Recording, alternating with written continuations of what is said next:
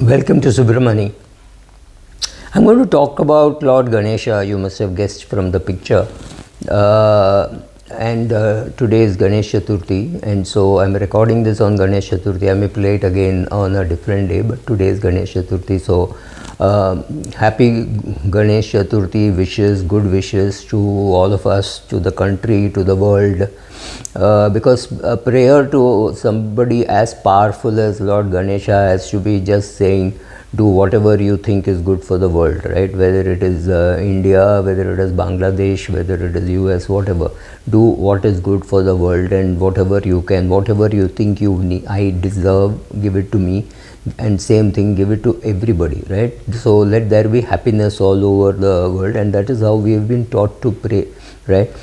Even as kids, you are only taught to pray to God, saying, give me good, give me wisdom, right? Give me good buddhi. That is what, and who better than Lord Ganesha to talk about siddhi and buddhi? But no, I'm not going to talk to you about Lord Ganesha. I'm going to talk to you about what Paramacharya or what we call Shankaracharya spoke about Lord Ganesha, and there is no point in pretending that I am going to tell you anything that I know which is very different from what he knows. And I am not talking about Adi Shankara. Adi Shankara on Lord Ganesha would take a 3-hour video. Here I am trying to make a 10-minute video, and so here is the book which says Thus Spake the Divine. This is part 1. There are 7 parts. So he starts the first chapter, in fact the second chapter, about Lord Ganesha, and he says, he talks about why do we offer coconut to Lord Ganesha, and he says, see, coconut is, I have done a separate episode on coconut. So he says, Lord Ganesha once told Lord Shiva, give your own heart as sacrifice to me. That means the Lord Ganesha feels happy and contented only with the best offering and the most superior substances.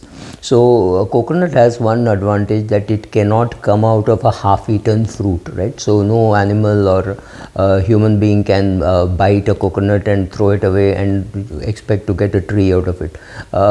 Full coconut is needed for planting a tree, and similarly bananas and coconut cannot come out of a half-eaten what in Indian parlance we call jhuta fruit, right? So that is the significance. So these are the only 2 fruits which are actually offered to God, but these days we offer everything. We offer apple, pear, and any fruit that is in the house we offer as naivedya, but naivedya is supposed to be only the banana and the coconut. But having said that, let's go on to the real topic. Who is supposed to get the benefit of eating the coconut? In Tamil Nadu, it's a custom that in a Ganesha temple, you break a coconut by hitting it on the ground, right? You just throw it on the ground like how you would throw a ball. Obviously, it breaks into splinters and pieces go, and the kids rush to get it. These days, there's not enough crowd in the temple, so today we are not talking so much about that, but yes, that is Mahapariva goes on to explain the philosophies of manifesting on the physique of Lord Ganesha. The outer coconut of the outer cover of the coconut is very firm and sturdy, representing egotism and self-centeredness of the individual, and once the sturdy outer cover is broken, then there is the nectar-like liquid, which is the coconut water, and this symbolizes that if only we renounce our egotism and arrogance, the pleasant nature of our individual will be exposed. There is no one else who could be more plump and bigger in physique than Lord Ganesha. He is called the Stulakaya, and reflecting his bulky body structure, he looks like a mountain, and he's still like our own child. In fact, in Tamil Nadu, he's called Pillayar, and Pillai is also the word for a child, right? Could be a male child or a female child, but it is largely a Pillai. So Pillayar, and the R becomes a lot of respect for the elder son of Lord Shiva. What attributes to the beauty of the child? While being a child should eat sumptuous food. Unlike aging adults, and can look plump. The ideology is demonstrated by Playar by holding a modak in his hand, right? Modak is a word which I think all Hindus understand, and you see a picture of Lord Ganesha holding a modak in his hand, right? You can see it here. So all these gods, all other gods use, this is another beautiful thing which Shankaracharya says, all other gods use bullock, a horse or a bird as their vehicle, but for Ganesha, for his big size, he chooses the mouse which is too tiny to be his vehicle. The esteem of the god does not depend on the vehicle. This is so beautiful, right? What you are does not depend on the vehicle that you drive. Many people need a bigger vehicle for their ego, but not really for comfort, right? If you're traveling 7 kilometers or 8 kilometers, does it really need a very big vehicle? May not. But anyway, that is the significance of choosing something like a mouse as his vehicle and not something big befitting his size and stature. This symbolizes that even though Lord Ganesha is bulky in physics, he could gracefully occupy the hearts of devotees without making their hearts heavy, because if a mouse could carry him, so can your heart.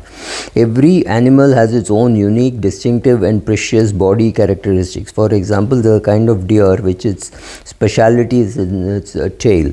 For a peacock it is feathers. For what would an elephant preserve in its body? For an elephant, the most important thing is the tusk, right?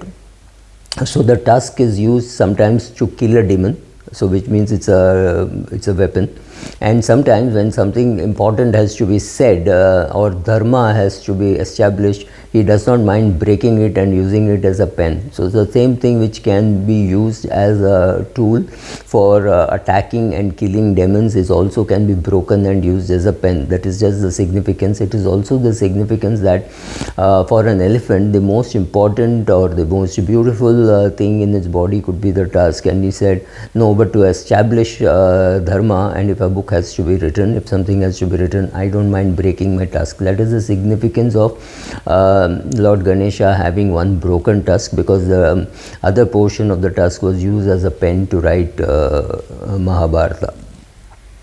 God does not need any instrument, of course, to carry out any action, but there is also an example that he'll use anything as an instrument, right? He is using his tusk as a pen.